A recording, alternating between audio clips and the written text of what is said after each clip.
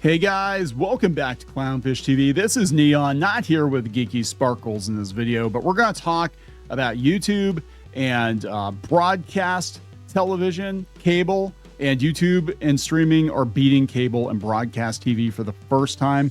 They have 44% of TV viewing. This should not surprise anybody. Most people now, I think, are watching streaming instead of linear TV, and this is why a lot of the studios are panicking and getting rid of their linear channels, because they're like, nobody's watching them. They're watching the content. They're going to watch it on streaming, but they're not going to watch it on linear TV, right? It's going to be grandma sitting in her chair, putting it on CNN, leaving it on CNN, and that's it. Or in the background at the dentist's office or whatever. Actually, they don't do that much anymore. Weird story. Our local bank used to always have the news on in the background, and then they stopped doing that because it was too polarizing. So they put HGTV on, and then they stopped doing that because they said it was polarizing that they didn't have the news on. Very weird. I can't do anything. So anyway, we're going to talk about this. Yeah, YouTube is leading the way. Then we're going to talk about Disney and Amazon teaming up for streaming advertising, and Amazon CEO saying that, yeah, AI is going to reduce our corporate workforce. We're just going to throw this all in one episode, guys. Before we get into it any further, please subscribe for more pop culture news, views, and rants, guys. Go out to badworks.com, badworks.com. I guess we're sponsoring this video.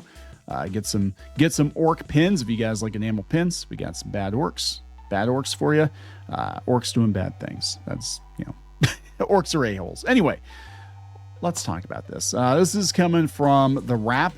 Led by YouTube, streaming eclipses cable and broadcast for the first time with 44% of TV viewing. Nielsen's Gauge report for May finds the category share has grown 71% in the past 4 years. Streaming's officially outpaced cable and broadcast combined share of total TV usage per Nielsen's latest Gauge report, posting a record 44% share of viewership in May, a 71% increase over the last 4 years. In comparison, broadcast and cable posted shares of 20% and 24% for the month, respectively, down 21, 39% over the 4-year period. This is kind of with kind of the same situation with Cartoon Network and Disney Channel and Nickelodeon, that they've been declining. Kids have been watching their iPads, have been watching YouTube and TikTok, mostly YouTube. I think kids are watching mostly YouTube and Netflix, and they're not watching broadcast television anymore. It says it's fitting that this inflection point coincides with the 4-year anniversary of Nielsen's The Gauge, which has become the gold standard for streaming TV measurement, says the Nielsen CEO. It's also a credit to media companies who have deftly adapted their programming strategies to meet their viewers, whether they're watching TV, whether it's on streaming or linear. Yeah, and they spent a lot of money to get there, didn't they? They spent a lot of money to get there. Some of these companies, and we're going to talk about Star Trek, I think, in another video, they've gone broke chasing the streaming chuck wagon and trying to get everybody over to streaming. And now they're like, oh my God, what do we do? And there's so many streaming services out there, and people have to pay 50 different bills a month to watch. You know what I'm saying? It's convoluted. So what's going on is a lot of people are just like, yeah, screw it. We're going to subscribe to Disney, and we're going to subscribe to Netflix, and we're going to watch YouTube. And that is it, because it's too complicated. It really is. I mean, have you seen the new TV remotes, like the TCL remotes? Like, you get one, it's got like 40 different streaming channels on it. I'm like, where do you even start? On our TV, we have a Roku TV, and I literally just pick the linear channels or whatever they are. Call them strip. What is it, SVOD or whatever the hell they call it now? Just basically old school TV. I flip through the channels like it was 1993. I find something I want to watch, and then I just park it on that channel because I'm turning into grandma, I guess, or grandpa.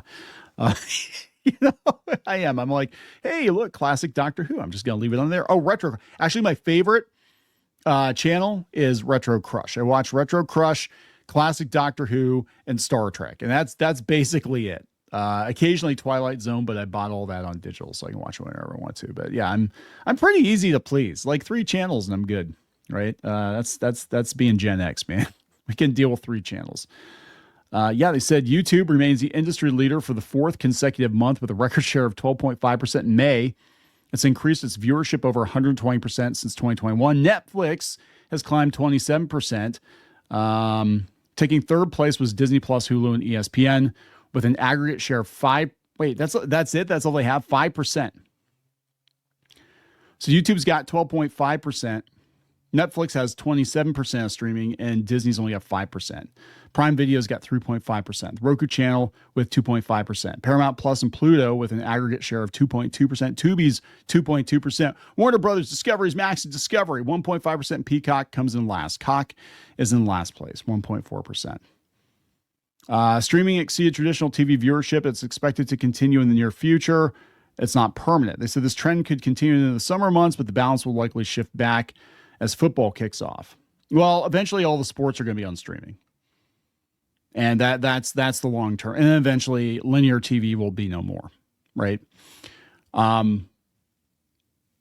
It's kind of weird. Like we talk to people and they're like, "Oh, I watch you on TV." I'm like, "Why do you watch us on TV? Who the hell thinks we're worth watching on TV?" Like I always figured people viewed us as a podcast, like they listen to us in the background, but they don't actually watch us because what's there to watch? You've got a screen and a couple of bobbin cartoon characters. Like what is there to watch? But yeah, actually more people watch us on TV than any other platform. I thought they'd watch us on our phone. Because what I do, like when I watch, or quote unquote, I'm using air quotes here, watch YouTubers, is like I'll take the dog for a walk. I'll put somebody's show on, like I'll listen to Wes from Thinking Critical or something. I'll put him on, put the earbud in one ear, and put it in my pocket. So I don't even see Wes talking. I'm listening to him, but I just figured everybody did that. Or I'm working out or something, I'll listen to people in the background. I just figured everybody did that. But thank you for watching us on TV, I guess. So Disney and Amazon are teaming up for breaking down traditional barriers between content and commerce. There were barriers? It said under this partnership, Disney's real-time ad exchange and Amazon's demand-side platform, DSP, are being integrated. The team will give advertisers direct access to Disney premium inventory on Disney Plus, ESPN, Hulu, and other platforms. Buyers will be able to gain data from both companies. Yeah, it's weird. You look for something on Amazon and then you see a commercial for it on your smart TV. I'm just saying they're already doing this. The Amazon Disney Pact will deliver curated deal packages through products like Disney's Magic Words contextual targeting and the upcoming connection to Disney Select. This is really convoluted. Advertisers on Amazon DSP will soon be able to create specialized campaigns matching Disney's audience data with browsing. Why don't they just merge at this point?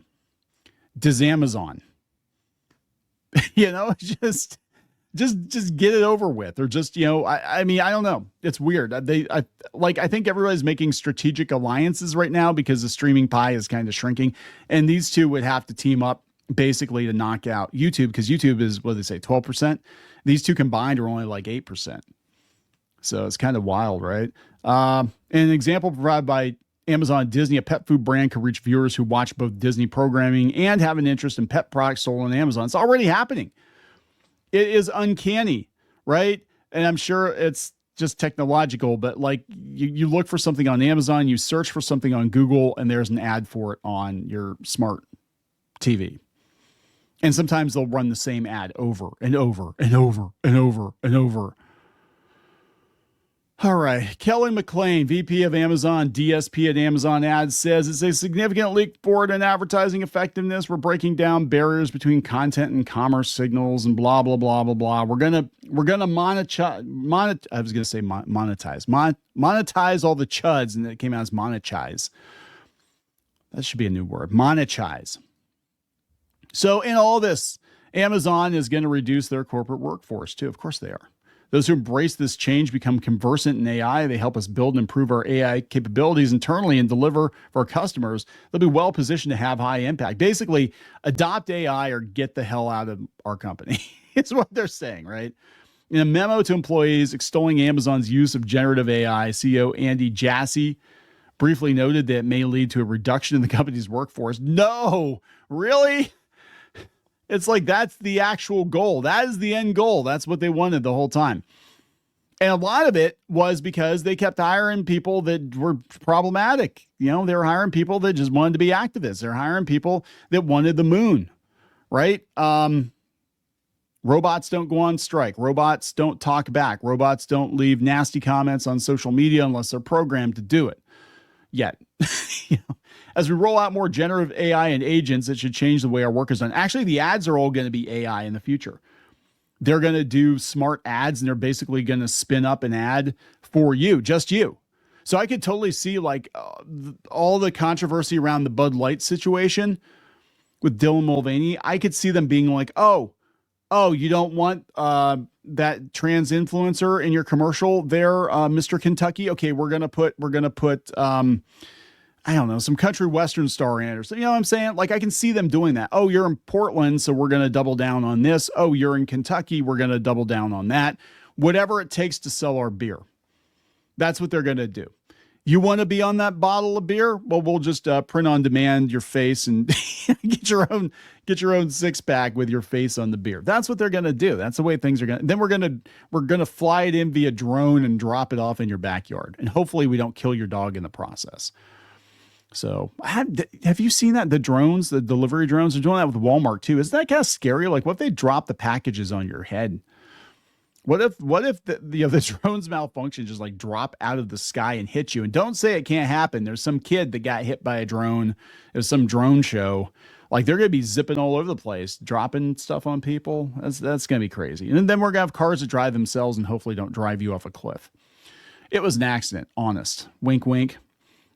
We will need fewer people doing some of the jobs that are being done today, he said, and more people doing other types of jobs. It's hard to know exactly where this nets out over time, but in the next few years, we expect this will reduce our total corporate workforce as we get efficiency gains from using AI extensively across the company. Yeah. He said, despite, this is tone deaf, despite the potential job reductions, the memo also encouraged employees to get excited about AI, telling them to be curious about it, educate yourself, attend workshops, and take trainings. He's not suggesting it. He's telling you do this or you're going to be out, right? If you're anti-AI, you're going to be out of our company. You're going to be out of most of these companies, honestly. That's the way it's going. Thus far, Amazon has more than 1,000 generative AI services and applications in progress or built. This includes building the next generation of Alexa, Amazon AI Shopping, the Amazon AI Shopping Assistant, shopping features, photos, blah, blah, blah. Yeah. So they're going to mesh all that up with the advertising, and then they're going to bundle it up, and they're going to basically sell you. That's what's going on here. You are the product. That's what all this is about. Unfortunately, and this is the unfortunate truth.